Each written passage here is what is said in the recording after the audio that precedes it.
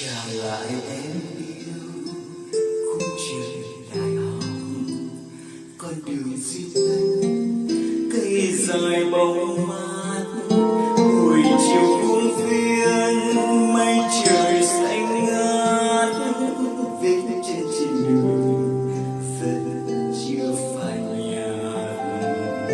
Trả lại em yêu khung trời hòa, ngọn đèn yêu yêu nỗi lòng cứ xa, phải giọt mưa xa hôn mềm trên má, tóc em thơm nồng dáng em hiền hòa.